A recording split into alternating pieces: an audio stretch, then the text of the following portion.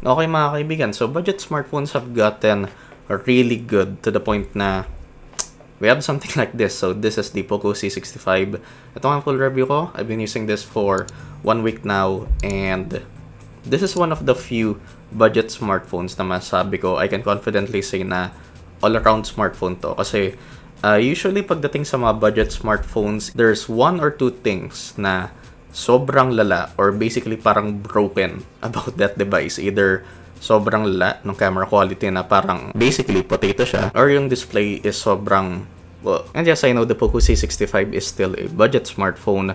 5499 nga para for the specific 6GB 128GB variant. Meron din siyang 8GB to 56GB variant. Yeah, it's nice, may storage upgrade ka, pero sayang lang talaga yung extra 2GB of memory na yun considering yung chipset dito, which is the MediaTek Helio G85. And yes, naamoy ko na yung mga magko-comment dyan na magbe-bitch about na ang dami ko naman negative na sinasabi considering yung price ng phone na to. Review to, kaibigan. Be my guest kung gusto mong gumawa ng sarili mong review dito sa YouTube na puro bulaklaking salita lang sabihin mo. Pero review ko to, so sasabihin ko pa din yung mga hindi ko nagustuhan dito sa POCO C65, which 2 main things lang naman siya, pero again, sa price na yan, I can let it pass. Pero before I begin, ito nga ang full spec list ng POCO C65. And siguro medyo spoilers na din para sa performance part ng review ng C65. Yeah, sabihin ko muna sa ngayon, pleasantly surprised ako sa nagawa dito ng POCO with the G85. And unang-una muna is build quality and design. So pagdating sa overall build neto, it's solid, while yeah, plastic yung back and yung frame niya. Corning Gorilla Glass naman sa front, which hindi actually specify ni POCO what specific Corning Gorilla Glass gamit nila. Pero still, it's Corning Gorilla Glass. And while yes, plastic scratches easily, ang impressive part about sa build ng phone na to is yung structure niya. So, quick bend. Yeah. So you can see, there's barely any flex if I try to bend it. The other side naman. So that's actually really impressive for a phone of this price. And the design is really just meh. So pagdating sa back design nito, at least ito, yung part na to, it's a textured matte finish. Tapos ito lang glossy part sa may camera system niya or camera modules. And as nakikita nyo naman is sobrang fingerprint magnet na part na to.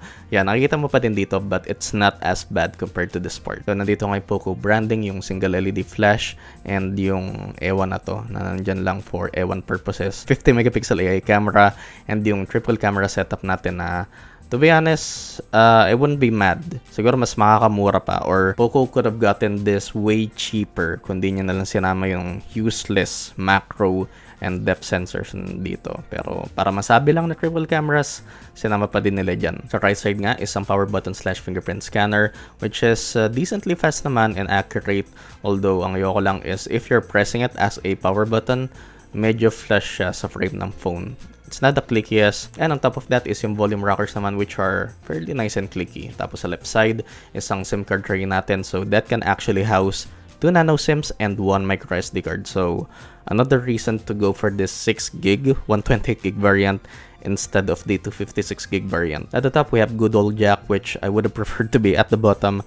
And actually, maganda yung output dyan. Usually kasi sa mga budget smartphones is kahit ganong kaganda nung headphones na isaksak mo dun is ang hina. Sobrang hina ng volume niya. Pero dito, maganda actually yung output. Tapos sa bottom, ang main microphone natin, USB Type-C charging port, and single bottom firing speaker. So yes, wala tayong dual stereo speakers dito. Sa front naman, we do have the notch for the front-facing camera, ang earpiece speaker grill, and pagdating sa front, it's definitely one of the ugliest fronts of a phone. Mainly dahil sa thick-ass bezels and yung sobrang kapal na bottom chin niya. Which yes, I know, it's a budget phone. Kaya nga ganun eh. And moving on naman sa display neto, which dito na actually papasok yung one of the two main things na ayoko talaga dito sa C65. So we do have a 6.74-inch 720p 90Hz display. So yung colors niya are a bit washed out, pero ang impressive talaga sa display neto is yung outdoor readability niya. Lalo na under direct sunlight, it's actually pretty good. And yes, while it does have a 90Hz display as nakita nyo naman, yes, pwede mong i-lock sa 90Hz technically dito sa settings, pwede din dito yung default na recommended mode na kung saan dynamically or parang mag-adjust yung refresh rate depende kung ano ginagawa mo. Pero isang ayaw ko talaga sa MIUI in general, yes, binigyan ka nila ng option para i-lock sa 90Hz, pero ma-experience mo lang yung 90Hz na yan kapag nasa home screen ka or nasa UI ka ng MIUI. Pagdating sa apps, so yun nga, nakikita nyo, 90Hz yan. Pagdating nga lang sa UI, pero pag pumasok ka na sa mga apps, for example, ito, Facebook, kahit anong gawin mo, ilalock niya sa 60Hz lang. Ito, sa Twitter, ganun din. TikTok, yes, ganun din. Sa YouTube, yes. Pretty much lahat ata ng apps na tinry ko dito is ilalock ng MIUI sa 60Hz. So of course, wag mo na expect na ma-experience mo pa yung 90Hz sa games kasi ang underpowered din ng chipset neto. So mainly yun lang nakakairita sa MIUI nga in general. Kahit na, yeah, you do have a 90Hz display, pag pumasok ka sa pretty much any other app, ilalock niya nga lang sa 60Hz. Parang baliwala lang yung option na binibigay ng MIUI to lock it at 90Hz. So hindi siya lock at 90Hz. And pagdating naman sa camera side neto, meron lang tayong 50 megapixel main sensor, f1.8 yan. Tapos 8 megapixel naman na front-facing camera, f2.0. Now, pictures taken in good lighting are just okay. I'm actually just gonna let them speak for themselves.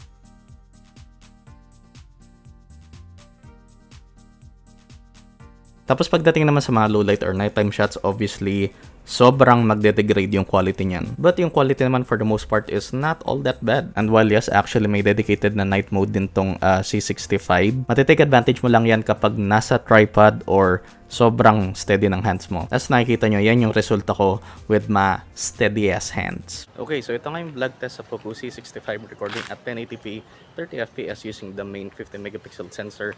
And of course, what you're hearing right now is from the internal microphone.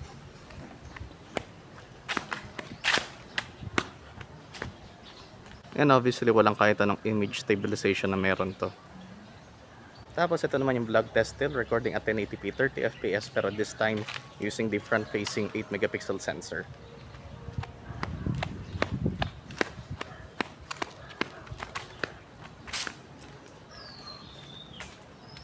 So pagdating sa overall camera quality dito sa C65, it's actually okay. It's not bad. And moving on naman tayo sa pinaka-surprising and impressive na part dito sa C65, ang performance. So we do have again the MediaTek Helio G85, 6 gigs of memory with 128 gigs of storage yung specific unit na meron ako. So currently running on MIUI 14.0.6 tapos Android 13. Tapos dito din actually papasok yung pangalawang bagay na ayoko dito sa C65, which is yung eMMC storage neto, which ewan ko magkano kaya ang selling price nito kung nagawa man lang na POCO na UFS 2.0 storage to. Dahil nga sa eMMC storage nito, you won't be able to fully take advantage of fast Wi-Fi, and of course opening apps is sluggish. But browsing through the UI and multitasking is actually surprisingly snappy for this phone.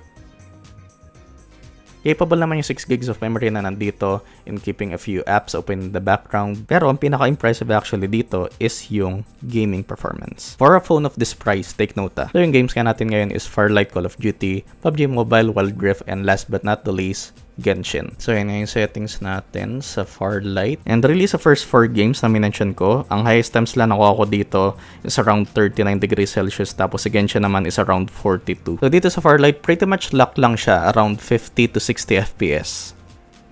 And kung mag-stutters man to is sobrang minimal lang and perfectly playable ang Farlight dito sa C65. Tapos next game naman is Call of Duty Mobile. And ito naman yung graphic settings dito. Yung iba basically hindi mo maiba. And pagkakalam ko hindi ka ata pwede maglagay ng FPS counter dito. And just like with Farlight is magkakaroon ka pa din ng minimal stutters dito pero perfectly playable tong Call of Duty Mobile here sa POCO C65. And actually matodo din yung speakers na ito para marinig nyo. Yes, hindi ako yung best Codemon player pero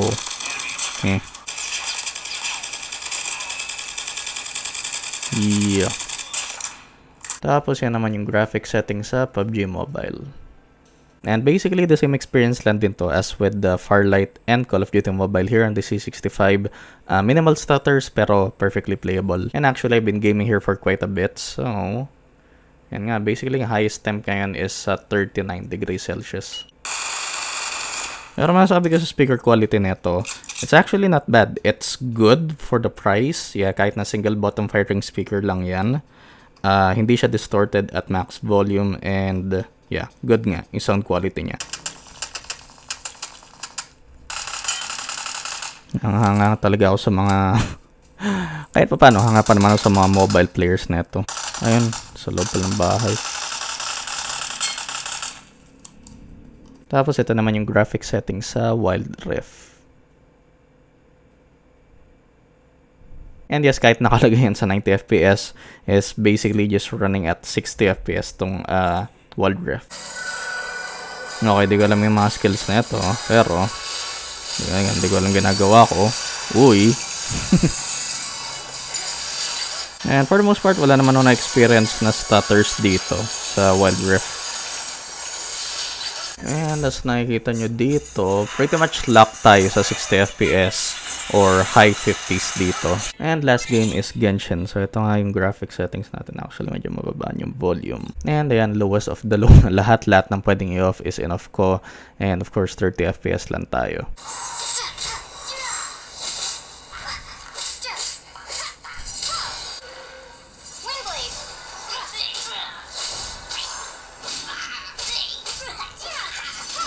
So dito naman more frequent yung stutters mo kumpara sa first 4 games, pero playable pa din siya. Which I didn't expect this to be playable here on the C65, but surprisingly it is. It's not the smoothest, it's definitely not the best looking, but is it playable? Yes, on a phone that costs 5K. Tapos moving on sa battery life nito, so dito sa C65, we do have a 5,000 mAh battery with 18 watts of fast charging. So sa medium to heavy use ko, I was able to average 6 hours of screen on time with about 40% left by the end of the day. The combination niya na social media, watching videos sa YouTube, TikTok, Twitch, with some gaming and picture taking. So kung naalala nyo sa unboxing and first impressions neto, is binanggit ko ang hula ko sa 18 watt fast charging neto from 1% to 100 is about 1 hour and 30 minutes. Pero maling-mali ako, 2 hours pala, charging a 5,000 mAh battery at 18 watts. And unfortunately, para sa mga buyers neto, which you can't really complain, yung kasama sa box na charger is just 10 watts. So malamang mga almost 3 hours siguro yung 1% to 100 neto. And overall, the POCO C65 is definitely a really good all-arounder budget smartphone. And pretty much yun lang yung sabihin ko sa C65. It's an insane value for 5,499. Of course, nasa inyo na kung tingin nyo worth it pa yung 8 gigs of memory with 256 gigs of storage. So siguro yung double the storage, worth it naman, pero yung extra 8 gigs of memory, pretty much no use with a chipset like the G85. Of course, if gusto nyo bilhin to, then I'll leave the links in the description of this video. Leaving a like is the easiest way to support the channel. Consider subscribing if you like my content and turn on notifications for all, so you'll be updated on my latest videos. Thanks for watching, and I'll see you guys in the next one. Peace.